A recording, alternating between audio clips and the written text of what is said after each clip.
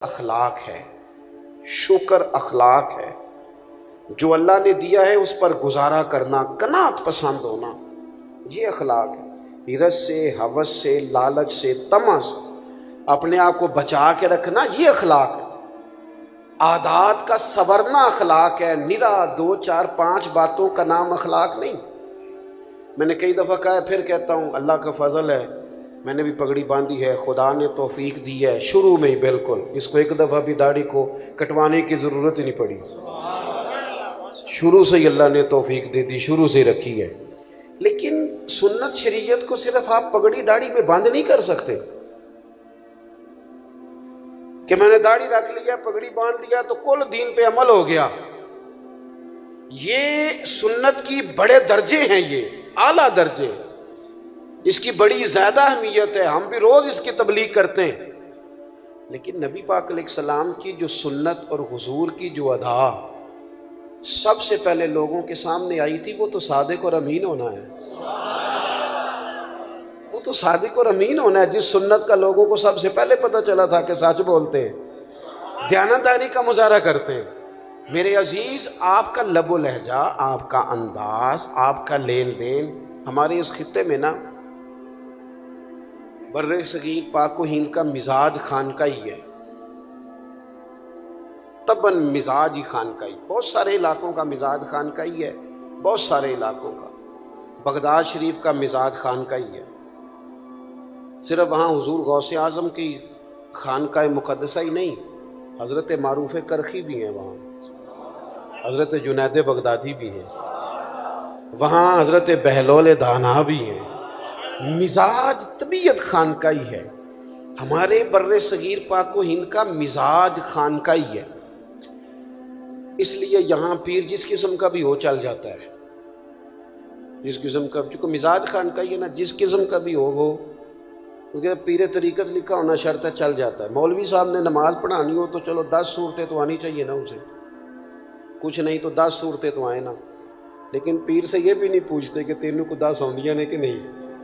ایک جگہ میں گیا تو میں نے ان سے کہا کہ یہ پیر صاحب، اب گفتگو ختم ہو گئی تو پیر صاحب دعا کر دیں گے، کہنے لگے ہمارے پیر صاحب دعا نہیں کرتے، تقریر بھی نہیں کرتے۔ میں کہ نو آندی نہیں ہے، نو کدے مدرسے پاؤ، آندی تے ضرور کرنی سی، مطلب کوئی کرائیٹیریا تو ہونا یار، اتنا زیادہ تو نہ اپنے آپ کو نیچے لے جائیں کہ کوئی حال ہی نہ ہو، جو آپ جس کو مرضی آپ کوئی دنیا میں کرائیٹیریا مقرر کریں کسی چیز کا بھی، بڑے نے جی اب نہ نکالیے گا پیسے، اب میری بات سنیں، اللہ جزائے خیر دے۔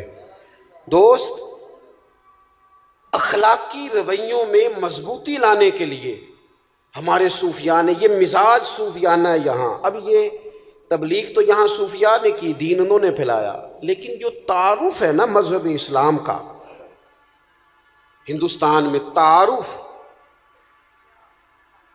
وہ تاجروں نے کرایا ہے۔ یہاں سب سے پہلے جو لوگوں کو تعارف ہوا نا مذہب اسلام کا، قرآن کا، نبی پاک علیہ السلام کا، وہ تاجروں کے ذریعے ہوا ہے۔ جب بحری سفر شروع ہوئے تو ہندوستان کے تاجروں کے، عرب کے تاجروں کے ساتھ لین دین کے معاملات شروع ہوئے، یہاں کی چیزیں وہاں بکنے لگی، وہاں کی یہاں بکنے لگی، لین دین ہونے لگا۔ تو یہاں کے لوگوں نے یہ دیکھا کہ عرب شریف کے جو تاجر ہیں وہ جو کہتے ہیں وہی کرتے ہیں، لین دین کے معاملات میں بڑے کلیئر ہیں، صاف ہیں، ان کا وہ مزاج کی نفاست دیکھ کر یہاں کے لوگوں نے پوچھا تم کس دین کے ماننے والے ہو؟ تو جب یہ پوچھنا پڑا کہ یہ جو تمہارا لہجہ ہے، یہ جو تمہارا معاملات ہیں، لینے دینے کا صفائی ہے، کس مذہب سے تمہارا تعلق ہے، اتنا اعلیٰ اخلاقی رویہ، تو عرب تاجروں نے کہا ہم رسول رحمت کے دین کے ماننے والے ہیں۔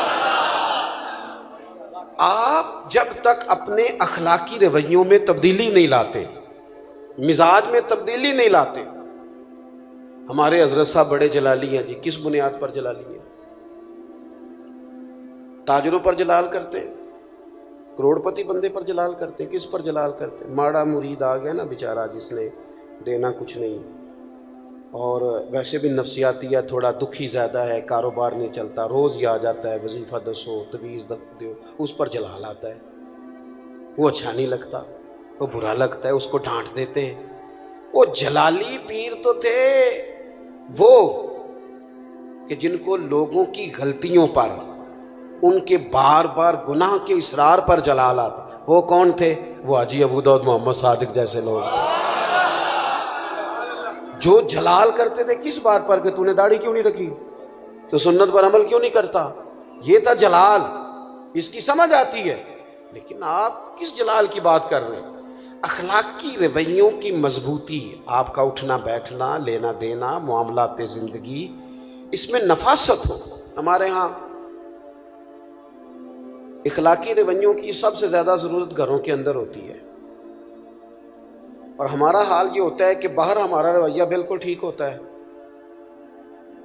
اور گھر میں ہماری طبیعت بڑی سخت ہوتی ہے۔ حالانکہ سب سے زیادہ ضرورت گھر والوں کو ہے۔ اب وہ جاج صاحب جو ہیں، جو گھر جاتے ہیں تو ان کا دل کرتا ہے گھر والے بھی کوئی فیصلہ ہی کرا لے مجھ سے، کوئی مقدمہ سناؤ تمہارا فیصلہ کروں۔ اور ٹیچر صاحب کہتے ہیں میں گھر جاؤں تو میرا دل ہے سارے کتابیں نکالیں، کوئی سبق پڑھ لیا جائے۔ علامہ صاحب، مفتی صاحب، پیر صاحب، ان کو عادت ہوتی ہے ادب کرانے کی، جوتے کوئی دوسرا ہی اٹھاتا ہے اکثر، تو ان کا بھی دل کرتا ہے کہ جب میں گھر جاؤں نا بس سارے اٹھ کے کھڑے ہو جائیں۔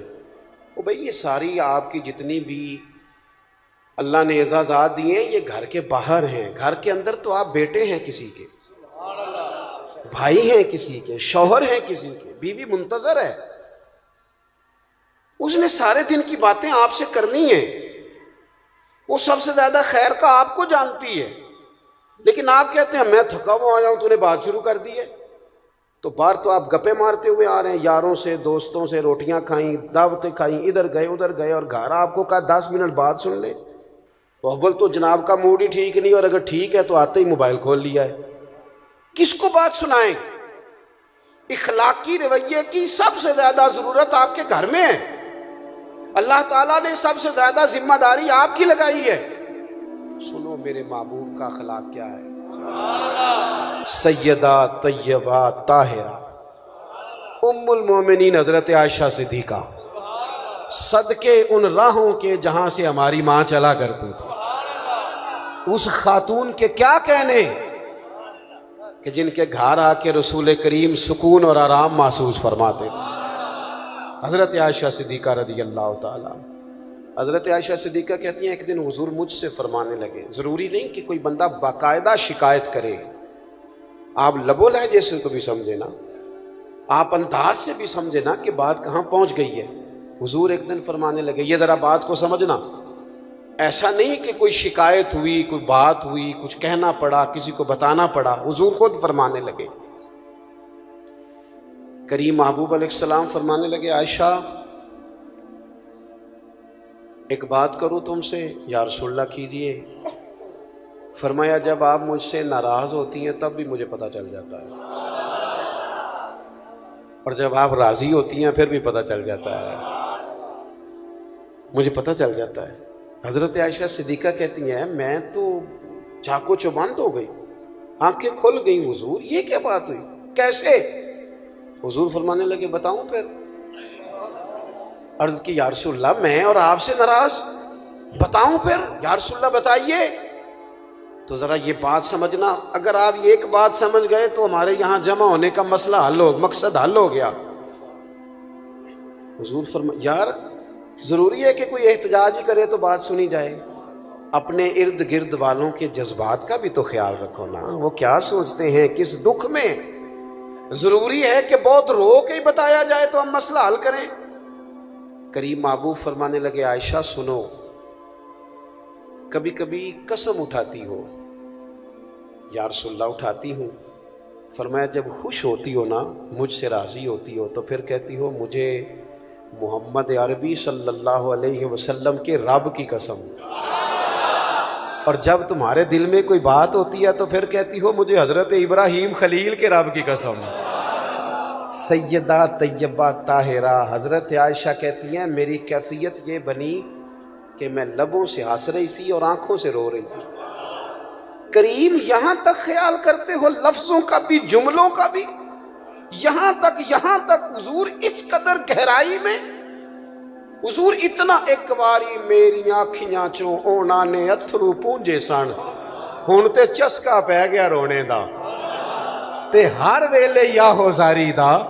کہتی ہیں حضور سید عالم علیہ السلام کا وہ انداز کہ حضور قائل کر لیتے، محبت سے اپنی طرف مائل کر لیتے، لبوں سے ہنستی آنکھوں سے روتی. حضور اتنا خیال رکھتے ہو، جملوں اور لفظوں تک کا احساس کرتے ہیں. عرض کرنے لگی حضور آپ بالکل ٹھیک فرما رہے ہیں، لیکن یا رسول اللہ میری نا زبان سے آپ کا نام ہی جاتا ہے، میرے دل میں ہر وقت آپ ہی موجود ہوتے ہیں. یہ ہے اخلاقی رویہ کہ آپ کو احساس ہو. اور یار دیکھو، جس بندے سے ہمارا 6 مہینے بھی تعلق رہے نا کوئی نہ کوئی تلخی آ ہی جاتی ہے. یہاں میں نے دیکھا ہے مقدس ترین سفر حرمین کا، مقدس، لوگ بڑے شوق سے مل کے جاتے ہیں، وہاں جا کے شکوے کرتے ہیں ایک دوسرے کے.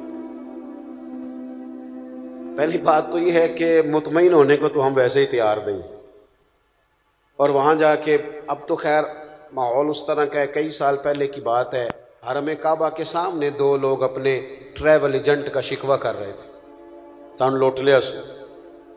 تو میں نے انہیں کہا کہ پہلے تو آپ یہاں شکوہ کر رہے ہیں اور آپ کو پتہ ہے جگہ وہ ہے کہ ایک گناہ کرے تو لاکھ لکھا جاتا ہے، تو یہ بات اس سرے سے درست نہیں. آپ دیکھیں تو صحیح بیٹھے کہاں ہیں. اور دوسری بات یہ ہے کہ روز لوگ دھوکے کرتے ہیں. میرا تو جی چاہتا ہے جو رب رسول کی بارگاہ میں پہنچاتا ہے نا وہ لوٹ بھی لے تو بڑا ہی اچھا ہے. کچھ 24 گھنٹے شکوے. میں ایک جگہ محفل نعت میں حاضر تھا، اب تو میں نے بچت کرا لی ہے، میں عشاء کے بعد جاتا ہی نہیں، اس لیے کہ کوئی کسی قسم کا نعت کا پلے پڑ جاتا ہے، بعد میں جواب دیتے پھرو کہ جناب یہ اس نے یہ کہہ دیا ہے، آپ بھی موجود تھے، لہٰذا ہم ویسے ہی بچت کرتے ہیں دور سے ہی. اتقوا مواضعکم، تہمت والی جگہ سے ہی بندہ بچے. ایک جگہ بیٹھے تھے تو نعت خانہ شعر پڑھ رہا تھا، اور شاید میرے جیسے لوگوں کے لیے پڑھ رہا تھا. مرحوم اعظم چشتی کا کلام تھا، تیری نسبت نے سوارا میرا انداز حیات، میں اگر تیرا نہ ہوتا سگے دنیا، میں گلیاں دا روڑا کوڑا تے محل چڑھایا ہے سائیاں.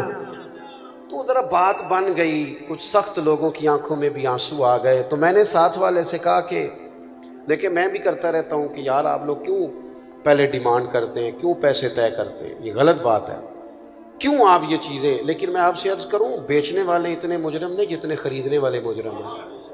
یہ تو ماحول ان لوگوں نے بنایا جو پہلے ریٹ لگاتے ہیں، پہلے ان کو پیسے دیتے ہیں پھر شکوے کرتے ہیں. کیوں آپ ریٹ بناتے ہیں، کیوں کہانیاں بناتے ہیں، پہلے سارا کچھ کرتے ہو پھر کہتے ہو بگڑ گئے. تو ذرا دل کو بات لگی تو میں نے ساتھ بیٹھے ہوئے شخص سے کہا یار آج بڑا سونا پڑا ہے، اس نے مزہ آ گیا ہے. وہ فوراً کہنے لگا کہتے ہیں 40,000 لے آ دے. یہ ہنسنے کی بات نہیں، رونے کی ہے. میں نے اسے کہا یار کو ہر وقت شکوہ ضروری ہے، کیوں دیا تم نے؟ کسی اور مفت والے کو بلا لیتے، محلے کے بچوں کو نعت نہیں آتی ان سے سن لیتے، پہلے دیتے ہو پھر شکوے کرتے ہو. اور میں نے کہا سن پھر آج اس نے نا میرے کریم رسول کا ذکر کیا ہے، اور اتنا سونا کیا ہے کہ دل کے جذبات آنسو بن کے ٹپک آئے ہیں.